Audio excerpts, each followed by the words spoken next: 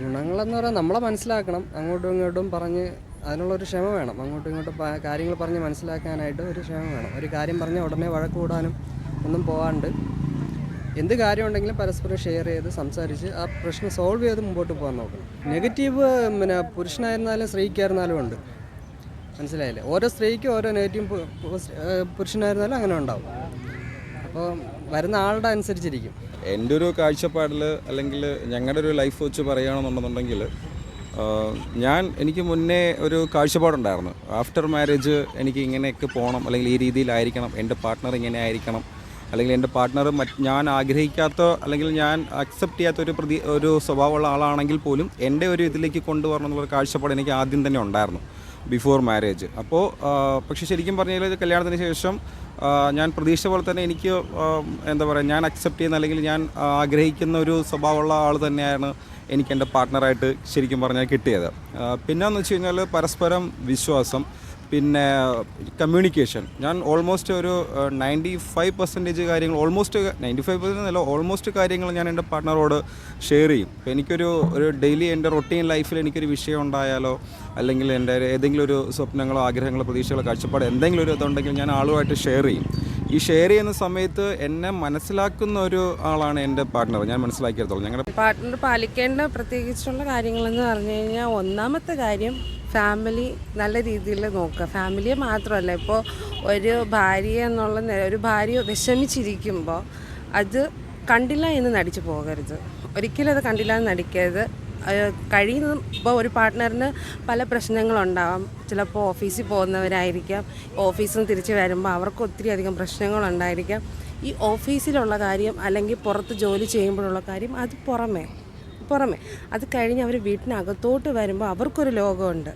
കുറച്ച് നേരം മക്കളുമായിട്ട് സ്പെൻഡ് ചെയ്യുക, കുറച്ച് നേരം ഭാര്യ, അമ്മ, അച്ഛൻ, ആ ഒരു സിറ്റുവേഷനിലോട്ട് വരിക. ആ ഒരു സിറ്റുവേഷനിലോട്ട് വന്നാൽ മാത്രമേ പൂർണ്ണമായിട്ട് അവർക്ക് ഇരിക്കാൻ പറ്റൂ. പിന്നെ കഴിയുന്നതും തൻ്റെ ജീവിത പങ്കാളിയോട് ഒന്നും മറച്ചു വെക്കാൻ പാടില്ല. ഇപ്പോൾ ഒരു പങ്കാളി ഒരു തെറ്റ് മറച്ചു വെക്കുമ്പോൾ ആ മറച്ചു വെക്കുന്നതിൻ്റെ കൂടെ ഒരുപാട് കാര്യങ്ങൾ അവർ കള്ളം പറയാൻ നോക്കും. എൻ്റെ ഭാര്യ അറിയരുത്, അത് അറിയുമ്പോൾ അവർക്ക് ഒത്തിരി അധികം പ്രശ്നമുണ്ടാകും, അല്ലെങ്കിൽ ഒത്തിരി അധികം വിഷമം ഉണ്ടാകും എന്നുള്ള രീതിയിൽ പല പാർട്ട്നേഴ്സും ഓരോ കാര്യങ്ങൾ മറച്ചു വെക്കാറുണ്ട്. പക്ഷേ അങ്ങനെ മറച്ചു വെക്കുന്നതിനുപരി അവർക്ക് ആ ഭാര്യയ്ക്ക് പിന്നീട് ആ കാര്യം അറിയുമ്പോൾ അവർക്ക് തോന്നുന്നത് സങ്കടവും, അവർ വിശ്വസിച്ച ഒരാൾ അവരെ അത്രയധികം മിസ്യൂസ് ചെയ്തു, നമ്മുടെ വിശ്വാസം അവർ തകർത്തു എന്നുള്ള ഒരു ഇതേ തോന്നത്തുള്ളൂ. അല്ലെങ്കിൽ എൻ്റെ പാർട്ട്ണർ ഞാൻ വിഷമിക്കുമെന്ന് കരുതിയിട്ടാണ് അങ്ങനൊരു സംഭവം മറച്ചു വെച്ചത് എന്ന് ഒരു ഭാര്യമാർക്കും തോന്നത്തില്ല. ഞങ്ങൾക്ക് ഏറ്റവും കൂടുതൽ ഞങ്ങൾ ഹാപ്പി ആയിട്ട് പോകുന്നു എന്ന് ഞങ്ങൾ വിശ്വസിക്കുന്നതിൻ്റെ പ്രധാന കാരണം എന്ന് വെച്ച് കഴിഞ്ഞാൽ ഞങ്ങൾ പരസ്പരം ഒരു കമ്മ്യൂണിക്കേഷൻ, മൊത്തത്തിൽ ഇപ്പോൾ ഫിനാൻഷ്യൽ കാര്യങ്ങളായാലും മറ്റ് ഫാമിലി ലൈഫായാലും പാരൻസ് ആയാലും കുട്ടികളായാലും ഞങ്ങളുടെ ഒരു പേഴ്സണൽ ഇതായാലും ഞങ്ങൾ എല്ലാ കാര്യങ്ങളും പരസ്പരം ഷെയർ ചെയ്തും അങ്ങനെ രീതിയിൽ പോകുന്നതുകൊണ്ട് ഞങ്ങൾ ഹാപ്പിയാണ് ഇതുവരേക്കും. ഒരു ഭർത്താവിന് എന്തെങ്കിലും തെറ്റ് വന്നാൽ പോലും അത് പരസ്പരം ഭാര്യയോട്, വേറെ ആരോട് ഷെയർ ചെയ്തില്ലെങ്കിലും ഭാര്യയോട് ഷെയർ ചെയ്യാൻ വേണ്ടി നോക്കണം. കൂടുതലും ഭർത്താക്കന്മാർ ഭാര്യയോട് എല്ലാ കാര്യവും തുറന്ന് പറഞ്ഞു കഴിഞ്ഞാൽ അവിടെ പ്രശ്നം സോൾവ്ഡ് ആണ്. അവർക്ക് ജീവിതം എത്ര കാലം മുമ്പോട്ട് കൊണ്ടുപോകാമോ അത്രനാളം കാലം അവർക്ക് മുമ്പോട്ട് തന്നെ ജീവിക്കാനായിട്ട് സാധിക്കും.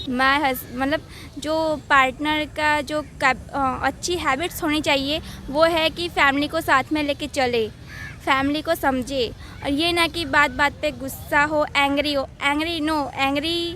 यंग मैन जो होता है वो फैमिली में अच्छा बिहेव नहीं होता. जैसे कि बच्चे होते हैं, बच्चे के लिए बहुत नुकसान होते हैं.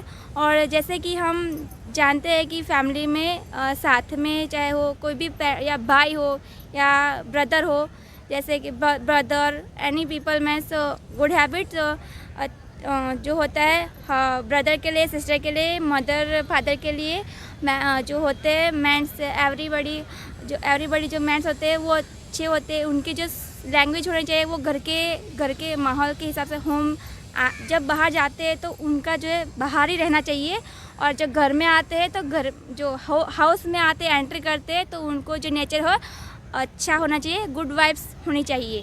ഓക്കെ, ഒത്തൊരുമയോട് അഡ്ജസ്റ്റ് ചെയ്ത് പോയാലേ പറ്റുള്ളൂ. ഇനിയിപ്പോൾ നമ്മൾ ഒരാളെ എങ്ങനെയൊക്കെ നമുക്ക് നോക്കിയാൽ ആളുടെ പൂർണ്ണമായിട്ടുള്ളൊരു സ്വഭാവം നമുക്ക് മനസ്സിലാവില്ല.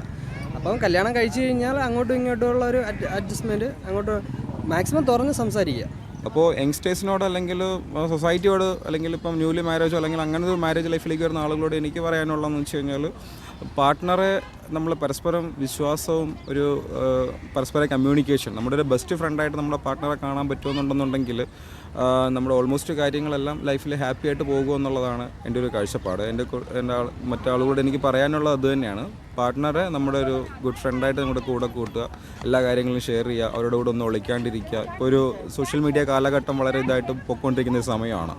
അപ്പോൾ നമ്മളൊരു കാര്യങ്ങൾ അങ്ങനെ ഒളിക്കാണ്ട് എല്ലാം നമ്മൾ ആളുകളോട് പങ്കാളിയോട് ഷെയർ ചെയ്ത് ഒരു ഫ്രണ്ടായിട്ട് കൊണ്ടുപോകാൻ പറ്റുകയാണെന്നുണ്ടെങ്കിൽ നല്ലൊരു ലൈഫ്, നമുക്ക് ഹാപ്പിയുള്ളൊരു ലൈഫ് കിട്ടുമെന്നുള്ളതാണ് എൻ്റെ ഒരു കാഴ്ചപ്പാട്. എനിക്കും ഈ ഒരു കാഴ്ചപ്പാടാണ്. ഞങ്ങൾ പരസ്പരം ഞങ്ങളെല്ലാം ഷെയർ ചെയ്യുന്നുണ്ട്. അതുകൊണ്ട് തന്നെ വേറൊരാൾ ഞങ്ങൾ എന്ത് പറഞ്ഞിരുന്നാലും, കാരണം നമുക്കതിന് മുന്നേ തന്നെ അറിയാം, കാരണം അയാൾ നമ്മളോട് ഷെയർ ചെയ്തിട്ടുണ്ടാവും. അപ്പോൾ നമുക്കറിയാം ആളെങ്ങനെയാണ് എന്ന് നമുക്കറിയാമായിരിക്കും. അപ്പം ബാക്കിയുള്ളവർ പറയുന്നത് കേട്ടിട്ട് നമ്മൾ ഒരാളെ ട്രസ്റ്റ് ചെയ്യാണ്ടിരിക്കുന്നത് ഭയങ്കര ഒരു മോശം കാര്യമാണ്. അപ്പോൾ നമ്മൾ തമ്മിലൊരു കമ്മ്യൂണിക്കേഷൻ ഉള്ളതുകൊണ്ട് തന്നെ നമ്മൾ തമ്മിലൊരു ട്രസ്റ്റ് നമ്മളിപ്പോഴും കീപ്പ് ചെയ്ത് പോകുന്നുണ്ട്. അതെല്ലാവർക്കും വേണമെന്നാണ് എൻ്റെ ഒരു കാഴ്ചപ്പാട്. മദ്യപാനവും അതൊരു മുൻതൂക്കമാണ്. മദ്യപാനം ഇല്ലാതെ നല്ല രീതിയിൽ പോവുകയാണെങ്കിൽ അതാണ് ഏറ്റവും നല്ലത്. പിന്നെ ആവശ്യമില്ലാത്ത സംശയങ്ങളും അങ്ങോട്ട് വന്ന് അങ്ങനെ എന്തെങ്കിലും ഉണ്ടെങ്കിൽ അങ്ങോട്ടും ഇങ്ങോട്ടും പറഞ്ഞ് അത് അഡ്ജസ്റ്റ് ചെയ്ത് പോവുക. നമ്മൾ ഭാര്യയും ഭർത്താവും തമ്മിൽ പ്രശ്നം വരുമ്പോൾ ഒരു അച്ഛനോ ഒരമ്മയോ അല്ല ഇടപെടേണ്ടത്. സ്വന്തം ഭാര്യയും ഭർത്താവും അവർ രണ്ടുപേരും മാത്രമാണ് അതിൽ സംസാരിക്കേണ്ടത്. ഇപ്പോൾ ഒരു കുഞ്ഞിൻ്റെ കാര്യമായിരുന്നാലും പുറമേ ഉള്ള എന്ത് കാര്യമായിരുന്നാലും നിങ്ങളുടെ ജീവിതത്തിൽ ഒരു പ്രശ്നം വന്നു കഴിഞ്ഞിരുന്നാൽ അത് ഭാര്യയും ഭർത്താവും ഇരുന്ന് സോൾവ് ചെയ്യണം. ഒരു ഭർത്താവും ഭാര്യയും ഇരുന്ന് സോൾവ് ചെയ്യുന്ന കാര്യങ്ങൾ സോൾവ് ചെയ്ത് കഴിഞ്ഞിരുന്നാൽ അവിടെ ഒരു പ്രോബ്ലംസിനോ ആ പ്രോബ്ലംസിൻ്റെ ഇടയിൽ മറ്റൊരാൾക്ക് വന്നു കയറാനുള്ള ഒരു അവസരം ഉണ്ടാവത്തില്ല ഒരിക്കലും. गुड हैबिट ये है कि आते हैं घर में आए तो शांत हो, अच्छे से बच्चों के साथ खेले और हंसे मजाक करे. जैसे कि हम जाते हैं काम पे, जॉब पे जाते हैं, तो जॉब पे जाने के बाद उनका जो नेचर होता है वो बिल्कुल बदल जाता है. जब कि हम हाउस वाइफ होती है तो हाउस वाइफ के लिए ये होता है कि घर पे आए हस्बैंड तो अच्छे हो, अच्छे से बात करे, कहीं मतलब जो वीकेंड पे घूमने लेके जाए तो अच्छे हो. ये भी नहीं कि वीकेंड पे घूमने लेके जाए, वैसा ज़रूरी नहीं है हमको, बट ये है कि अच्छे से बात करे, घर में से हंसी खुशी रहे तो लाइफ पार्टनर और लाइफ अच्छी हो जाती है. और जब गुस्सा होते हैं तो बच्चे पे भी होता है, बैड असर होता है. और ये है कि घर में आए तो अच्छा रहे और अच्छे से बातें करे, अपनी फैमिली को टाइम दे, है ना. ഓക്കെ. ഒന്നും മറച്ചു വെക്കരുത്. ഒരു ദാമ്പത്യ ജീവിതം എന്ന് പറയുമ്പോൾ അത് അങ്ങനെ ആയിരിക്കണം. പരസ്പരം ട്രസ്റ്റ് അങ്ങോട്ടും ഇങ്ങോട്ടും ഉണ്ടായിരിക്കണം.